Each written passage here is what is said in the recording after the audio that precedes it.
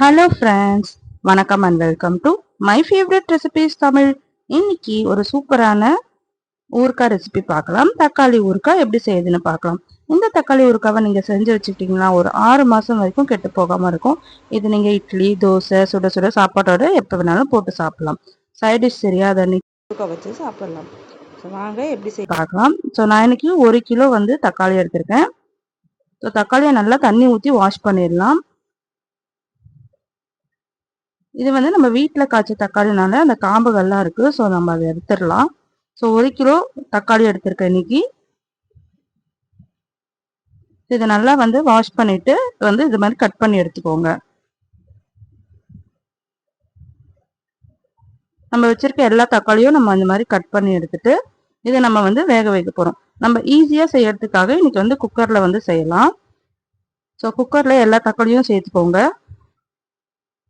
சேர்த்துட்டு ஒரு lemon size புளி சேர்த்துக்கோங்க.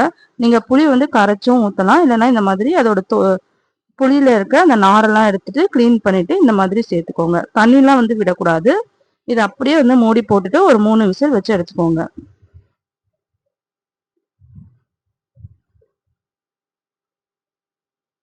இது நல்லா வெந்துருச்சு பாருங்க நல்லா குழஞ்சி வெந்துருச்சு. நம்ம அப்படியே வேக வச்சுனா கூட டைம் ஆகும் வேகிறதுக்கு. பட் நம்ம விசில் வச்சிட்டோம்னா டக்குன்னு வெந்துடும். இது பாருங்க இப்போ நல்லா வெந்துருச்சு. இதை நல்லா நம்ம ஃபர்ஸ்ட் ஆற வச்சுக்கலாம். நல்லா ஃபேன்ல வச்சு ஆற வச்சுக்கோங்க.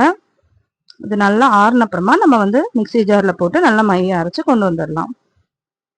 பாருங்க நல்லா கரண்டி வச்சு நம்ம இந்த மாதிரி குத்தும் போதே நல்லா மசிஞ்சிடும். பாருங்க நல்லா மசிஞ்சிருச்சு. இப்போ இன்னும் நல்லா மைய அரைச்சு எடுத்துட்டு வந்துடலாம். மிக்ஸி ஜார்ல சேர்த்துட்டு இதை நல்லா அரைச்சி எடுத்துட்டு வந்துக்கோங்க. இப்போ ஊறுகாய் செய்யறதுக்கு பவுடர் ரெடி பண்ணிக்கலாம்.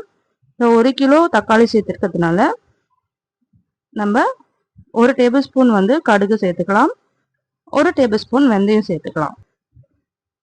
இது போதுமானது. ரொம்ப அதிகமாக நம்ம வெந்தயம்லாம் சேர்த்துட்டோம்னா கசப்பு வந்துடும். அதனால ஒரு டேபிள் ஸ்பூன் சேர்த்துக்கிட்டா போதும். இதை நல்லா வறுத்துட்டு பவுடர் பண்ணி வச்சுக்கோங்க. இப்போ அதே கடாயில் ஒரு 100 ml எண்ணெய் ஊற்றிக்கோங்க. நீங்கள் நல்லெண்ணெய் வேணும்னாலும் ஊற்றிக்கலாம், இல்லை ரீஃபைண்ட் ஆயில்னாலும் ஊற்றிக்கலாம். சில பேருக்கு நல்லெண்ணெய் ஸ்மெல் பிடிக்கும், அதனால நல்லெண்ணெய் ஊற்றிக்கோங்க. சில பேருக்கு பிடிக்காது, அதனால நீங்கள் ரீஃபைண்ட் ஆயில் யூஸ் பண்ணிக்கலாம். ஸோ இதில் 1 டேபிள் ஸ்பூன் கடுகு சேர்த்துக்கோங்க. 1 டேபிள் ஸ்பூன் உளுத்தம்பருப்பு சேர்த்துக்கோங்க. இதில் ஒரு 20 பல் பூண்டு சேர்த்துக்கோங்க. பூண்டு சேர்த்துட்டு அந்த எண்ணெயிலேயே நல்லா வதக்கி விட்டுட்டு ஒரு 2 கொத்து கருவேப்பிலை சேர்த்துக்கோங்க. கருவேப்பிலை சேர்த்தோம்னா நல்லா வாசனையா இருக்கும் ஊறுகாய். அதனால ஒரு 2 கொத்து கருவேப்பிலை சேர்த்துக்கலாம். சேர்த்துட்டு நல்லா வதக்கி விட்டுக்கோங்க. இப்போ மிளகாத்தூள் சேர்த்துக்கலாம். 2 டேபிள் ஸ்பூன் தனி மிளகாத்தூள் சேர்த்துக்கலாம். இது காரம் கரெக்டா இருக்கும். நம்ம தனி மிளகாத்தூள் சாறு சேர்த்துருக்கோம். ஸோ 2 டேபிள் ஸ்பூன் சேர்த்துட்டு இந்த எண்ணெயிலேயே பச்சை வாசனை போகிற அளவுக்கு நல்லா வதக்கிக்கோங்க. இப்போ நம்ம அரைச்சி வச்சிருக்க தக்காளி விழுதை சேர்த்துக்கலாம். சேர்த்துட்டு லோ ஃப்ளேமில் வச்சுட்டு மூடி போட்டுருங்க, இல்லைன்னா மேலெல்லாம் தெரிக்கும். இது ஒரு 10-15 நிமிஷம் அப்படியே வேகணும். அப்படியே மூடி போட்டு வச்சிருங்க. இதில் இருக்க தண்ணியெல்லாம் நல்லா சொண்டி வரணும். பாருங்க நல்லா சொண்டிடுச்சு. இப்போ நம்ம ரெடி பண்ணி வச்சிருக்க அந்த கடுகு வெந்தய பவுடரை போட்டுட்டு இது நல்லா கலந்து விட்டு இதுக்கு தேவையான உப்பு இப்போ சேர்த்துக்கோங்க. சேர்த்துட்டு இன்னும் ஒரு 5 நிமிஷத்துக்கு அப்படியே லோ ஃப்ளேமில் வச்சுருங்க. இன்னும் நல்லா நம்ம சுண்டி வரணும் ஊறுகாய். இப்போ பாருங்கள் எண்ணெய் நல்லா பிரிஞ்சு வந்துருச்சு. நம்ம ஸ்டவ் ஆஃப் பண்ணிடலாம். ஆஃப் பண்ணிவிட்டு நல்லா ஆற வச்சுருங்க.